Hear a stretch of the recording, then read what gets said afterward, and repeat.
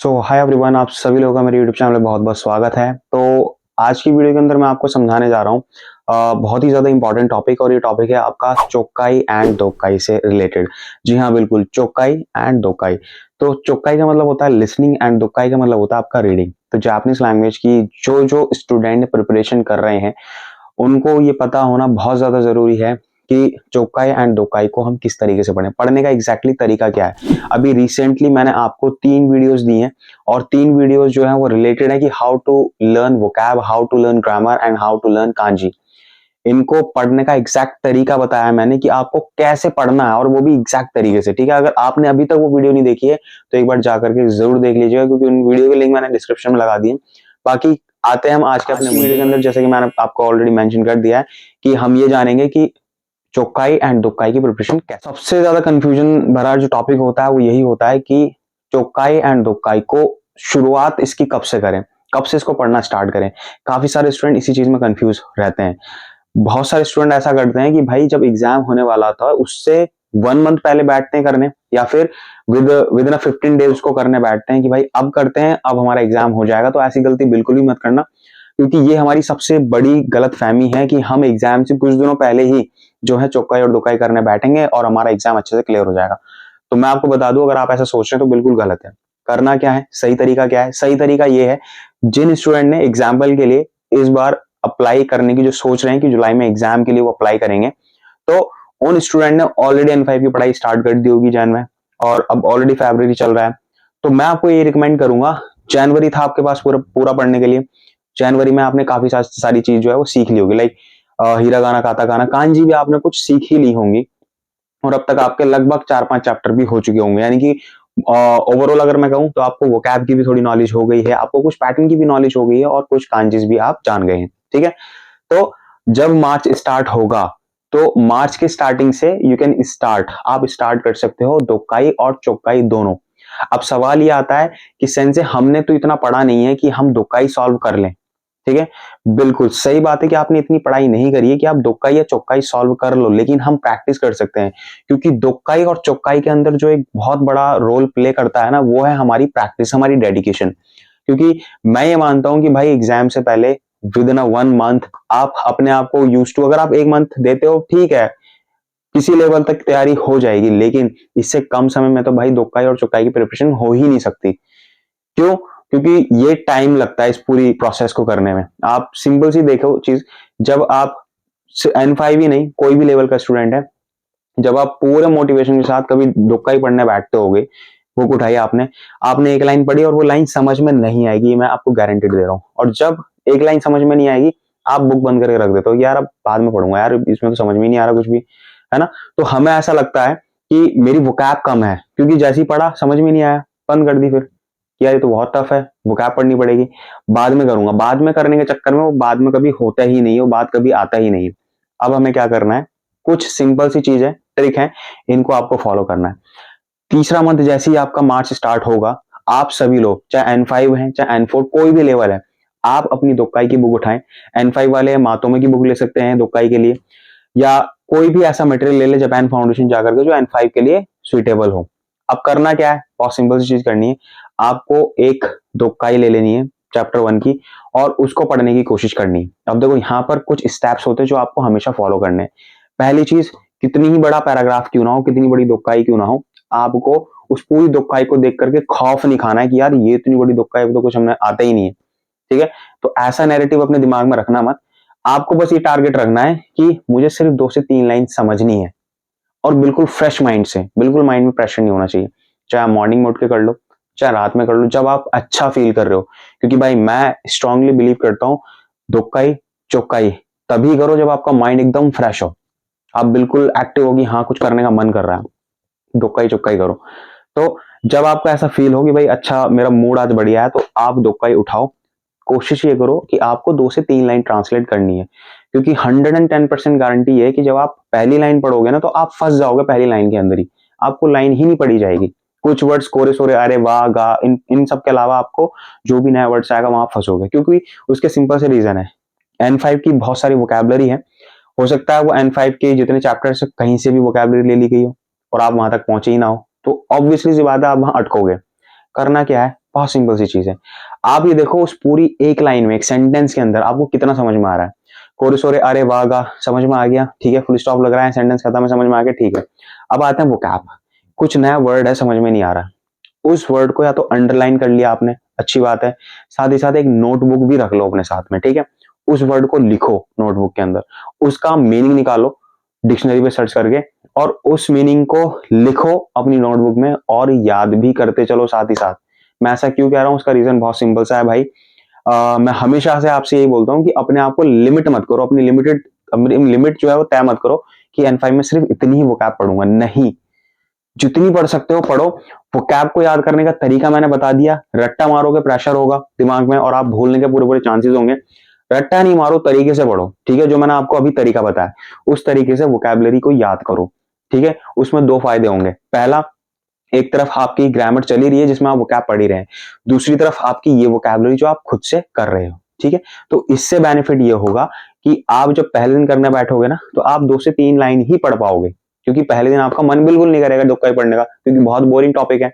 तो 2 से 3 लाइन ही पढ़नी है, 2 से 3 लाइन में आपने 5 से 6 वर्ड निकाल लिए, उन 6 वर्ड्स को लिख लिया, ठीक है। अब आपने वो वर्ड्स भी याद कर लिए हैं और इधर आपको लाइन का मतलब भी क्लियर हो गया। नेक्स्ट डे आपको फिर से यही काम करना है, आपको नेक्स्ट 3 लाइन पढ़नी है। अब ये टाइम देखो आपके ऊपर, अगर आपके पास टाइम है, आप स्टूडेंट हो और आपके पास, आप सपोज मान के चल लेते हैं आप आधा घंटा 1 घंटा देना चाहते हैं अपनी दोकाई के लिए, तो आप सिंपली उन वर्ड्स को लिख लो और लिखने के बाद आप उसको याद करते चलो। जैसे मैंने यहाँ पे बहुत एक छोटा सा एग्जांपल दिया कि आप 3 3 लाइन लिखो, आप 3 लाइन से ज्यादा भी लिख सकते हो। उन सारी लाइन को पढ़ लो, पढ़ने के बाद उनके वोकैब जो है उनको लिख के चलो, उनको याद करके चलो, ठीक है। एट द एंड आप ये पाओगे कितना भी बड़ा पैराग्राफ हो आप उसके एंड पर आ जाओगे, और जब आप उसके एंड पे आ जाओगे तो जो वोकैब आपने लिखे हैं ना उस पैराग्राफ से, वो सारे के सारे वोकैब भी आपको याद होंगे। तो जब आप वो सारी वोकैब याद करने के बाद आप जब एक लास्ट फाइनल एक बार उसे रीड करोगे ना तो आप ये पाओगे सारा पैराग्राफ आप पढ़ लोगे इजिली और पूरा मीनिंग समझ में आएगा। और उस चीज को करने के बाद आपको एक चीज क्लियरली समझ में आ जानी चाहिए कि भाई सारा रोल जो यहाँ पर वोकैब का ही है, जो मैं बार बार कहता हूँ। तो वोकैब बहुत ज्यादा इंपॉर्टेंट है भाई। ये सब चीज करने के बाद पूरा पैराग्राफ रीड हो गया, नीचे के क्वेश्चंस बहुत इजी रहेंगे क्योंकि क्वेश्चन में कुछ ज्यादा सवाल टेढ़े मेढ़े पूछे नहीं जाते। सिंपली ये पूछा जाता है कि ऊपर जो भी क्वेश्चन है जिससे रिलेटेड पैराग्राफ है उसका नाम लेकर के हिस्सा वा इस टॉपिक में जो राइटर है वो क्या कहना चाहता है, वो इस तरीके से क्वेश्चन आ सकता है, ठीक है। तो अगर आपको अंडरस्टैंडिंग है ना पैराग्राफ की तो आप उसका आंसर भी लिख लेंगे, और ये चीज आपको कंटिन्यूसली आपको करना है। आप ये मान लो मार्च से स्टार्ट कर देना, मार्च, अप्रैल, मई, जून, ठीक है, और जुलाई में आपका एग्जाम है, तो लास्ट मंथ तक मैं कह रहा हूं आप इतनी अच्छी प्रैक्टिस कर लोगे दुकाई में कि आप 110% कॉन्फिडेंट हो गए कि भाई मेरा दुकाई बहुत अच्छे से जाएगा। उसके रीजन बहुत सारे हैं, आपने N5 की अपना तब तक अपना लेवल भी पूरा पढ़ लिया होगा, वोकैबुलरी भी आपको कई बार क्या होता है दुकाई में अपार्ट फ्रॉम N5 की भी वोकैब आ जाती है। इसलिए मैं कहता हूं कि भाई उसको अब ये मत समझो कि सिर्फ N5 की ही वोकैब पढ़नी, जितना पढ़ लोगे आपके लिए बेनिफिट रहेगी। हाँ, कांजी की गारंटी दे रहा हूँ, कांजी आपकी N5 के बाहर की नहीं आएगी, N4 की नहीं आएगी। अगर कोई N4 दे रहा है तो N5 N4 की आएगी, N3 की नहीं आएगी। अगर कोई N3 दे रहा है तो N5 से लेकर N3 तक की आएगी, लेकिन N2 की नहीं आएगी। उसके लिए आप बिल्कुल भी निश्चिंत रहें, ठीक है। तो ये चीजें भाई बहुत ही बेसिक सी चीज जो है वो हमें करने की जरूरत है, और ये चीज कोई भी नहीं करता। मैंने खुद ये गलतियां करी हैं तो मैं वही बताऊंगा कि ऐसी गलतियां आप मत करो भाई। हैबिट बनानी बहुत ज्यादा जरूरी है, क्योंकि दोक्काई मैंने कहा बहुत उबाऊ टॉपिक है, और अगर आप इसको बाद में करने बैठोगे ना तो फिर बहुत यही चीज खराब कर देती है हमारा रिजल्ट। हमारी वोकैब बहुत अच्छी है, हमारी ग्रामर बहुत अच्छी है, हमारी कांजी बहुत अच्छी है, इन 3 चीजों से काम चलने वाला है नहीं। ये 3 चीज सिर्फ एक सेक्शन में क्लियर हो जाएंगी आपकी, समझ रहे हो, 3 बल्कि 4 चीज, इसके अंदर दोक्काई भी ऐड कर दो तो आपकी दोक्काई, आपकी वोकैब, आपकी ग्रामर, आपकी कांजी, ये चारों चीज आपका एक सेक्शन में ही क्लियर हो जाएगा। जब आप पेपर देने बैठोगे, आई थिंक 120 मिनट का एक पेपर होगा जो, तो उस पेपर के अंदर चारों चीज चेक हो जाएंगी। लास्ट पेपर आता है चौकाई का। अब मैं आपको बताता हूँ चौकाई के बारे में। चौकाई के केस में भी आपको क्या करने की जरूरत है। देखो, चौकाई जब आप करने बैठो, करने बैठो या सुनने बैठो, तो ध्यान ये रखो पूरी चौकाई हमें समझ में आए ये जरूरी नहीं है। ऑब्वियसली सी बात है, जब आप पहली बार चौकाई सुनोगे सर के ऊपर से जाएगा कि क्या बोल के चला गया, कुछ ही शब्द समझ में आएंगे। मोस्ट इंपॉर्टेंट चीज इज कि उस चौकाई के अंदर आपने एक भी वर्ड पकड़ लिया ना, और वो भी एग्जैक्टली पकड़ लिया कि ये बोला है जापानी ने, तो वही वर्ड जो आपने कैच करा नोटबुक में लिख लो, ठीक है। दोबारा से उस चौकाई को सुनो। फॉर एग्जाम्पल उसने एक सेंटेंस बोला, आपको एक वर्ड यहाँ पर फंसा कि ये वर्ड मुझे समझ में नहीं आ रहा, वहीं पॉज करा, उस वर्ड को लिखा, उसका मीनिंग समझा क्या है, उसको याद भी करना है। नेक्स्ट उसको रिज्यूम करा, आगे बढ़े, फिर एक और नया वर्ड आया, वो भी आपको नहीं समझ में आया, वो आपने सुन के उसे भी लिखा कि क्या यही मिलता जुलता है। मेन चीज ये है कि वो जो बोल रहा है ना, आपने वही वर्ड लिख लिया है, वही वर्ड आपको समझ में आया है और आपने उसका मीनिंग निकाला, मीनिंग भी वही निकल रहा है, तो इसका मतलब you are on a good way, आप बहुत अच्छे रास्ते पर हो। क्यों? क्योंकि आपने पहले अटेम्प्ट में ही कुछ वर्ड्स पकड़ लिए। ठीक है, तो हमें हमेशा जो है ना अपना जो है नेगेटिव पार्ट नहीं देखना है, एक पॉजिटिव चीज देखो कि आपने पहली बार लिसनिंग सुनी और पहली बार लिसनिंग सुनने के अंदर आपने एक वर्ड पकड़ लिया। ये इस चीज को हमें इंप्रूव करना है और ये प्रैक्टिस से ही इंप्रूव होगी। समझ रहे हो?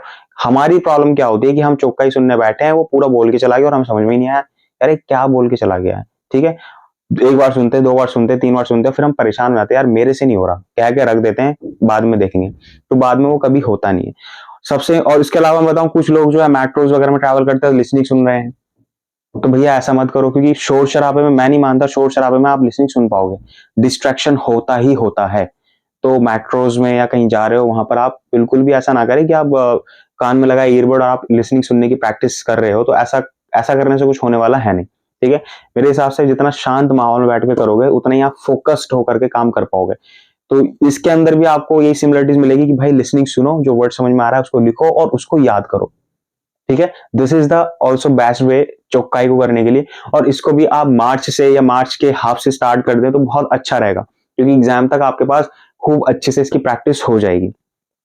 तो दोनों ही केस में आपको दोक्काई से भी वोकैब मिलेंगे, चौकाई से भी वोकैब मिलेंगे, और साथ ही साथ इनके जो टोन होता है ना जापानीज का बोलने का, उस पर आपकी कमांड बढ़ेगी। ठीक है, तो तीन तीन महीने बहुत ज्यादा होते हैं भाई प्रैक्टिस के लिए, इसलिए बता रहा हूं, इसको स्टार्टिंग से करना आप शुरू कर सकते हैं। ठीक है, तो ये मेरी जो वीडियो थी वो रिलेटेड टू यही है कि आपको ये बता सके कि किस तरीके से आपको इनकी प्रिपरेशन करनी है। तो ये आज की वीडियो के अंदर ये कुछ इन्फॉर्मेशन थी जो मैं आपको देना चाहता था। चौकाई को करने का तरीका मैंने आपको बता दिया है, दोक्काई को करने का मैंने तरीका आपको बता दिया है, एग्जैक्टली टाइम बता दिया कि आप कब से इसको स्टार्ट कर सकते हैं। ठीक है, और इसको धीरे धीरे अपनी इन प्रैक्टिस को और ज्यादा बढ़ाएंगे। स्टार्टिंग में क्या होगा, काफी सारी दोक्काई आपको इजी लेवल की मिलेंगी, जैसे जैसे आप आगे बढ़ोगे ना, फिर थोड़ी कॉम्प्लिकेटेड मिलती चली जाएगी, जिसके अंदर थोड़े ट्रिकी क्वेश्चन पूछे जाएंगे, और ऐसे ही आपके एग्जाम के अंदर भी आते हैं। सेम चौकाई के केस में मोस्ट ऑफ द टाइम जब आप एक चौकाई सुनेंगे प्रॉपरली, तो वो चौकाई के स्टार्टिंग क्वेश्चन तो बहुत इजी इजी होंगे, बाकी के जो क्वेश्चंस होंगे बाकी के, वो थोड़े से कॉम्प्लिकेटेड होते जाएंगे, ट्रिकी टाइप के होते जाएंगे। तो उसमें करना कुछ नहीं है चौकाई में, आप अब सवाल ही आता है कि सेंस से चौकाई कहां से करें, तो चौकाई का मटेरियल किसी के पास भी अवेलेबल होता नहीं है, तो देखो बहुत सिंपल सी चीज है, आप प्ले स्टोर से कोई भी चौकाई की एप्लीकेशन डाउनलोड कर सकते हैं। अब आप बोलोगे सेंस से कौन सी करें, तो देखो आप वहां पर N5 लिसनिंग, N5 चौकाई करके डालोगे ना, तो बहुत सारी एप्लीकेशंस आ जाएंगी, रिव्यू पढ़ लेना उनके भाई। ठीक है, किसका सबसे ज्यादा, मतलब कौन सी एप्लीकेशन सबसे ज्यादा डाउनलोड की है लोगों ने, कमेंट क्या रहे हैं उसके, वो पढ़ के उसको अकॉर्डिंगली आप वो डाउनलोड कर लो, और उसके अंदर जो एक्सरसाइज है उन सबको सुनो अच्छे से, एक एप्लीकेशन को पूरा कंप्लीटली कवर करो। ठीक है, बहुत सारे वर्ड्स मिल जाएंगे। उसके बाद यूट्यूब पे N5 की लिसनिंग पढ़ी होगी, N4 की पढ़ी होगी, N3 की, उनको देखो, सर्च करो और उस पूरी वीडियो को कंप्लीट करो, सुनो ध्यान से। ठीक है, दो तीन वीडियो कर लो यूट्यूब की, एक एप्लीकेशन आप कर लो, और साथ में अगर वो एप्लीकेशन अच्छे से क्लियर हो जाए तो कोई और एप्लीकेशन ढूंढ लो। ठीक है, उसको सॉल्व करने की कोशिश करो। तो जितनी आप प्रैक्टिस कर लोगे उतना आपके लिए बेनिफिट रहेगा भाई। तो मैं यही बताऊंगा कि यही एक एग्जैक्टली तरीका है, क्योंकि हमारी जो जापानीज है वो 5 पिलर पर खड़ी हुई है, आपकी चोक्काई, दोक्काई, ग्रामर, वोकैब, और लास्ट है आपकी कांजीस।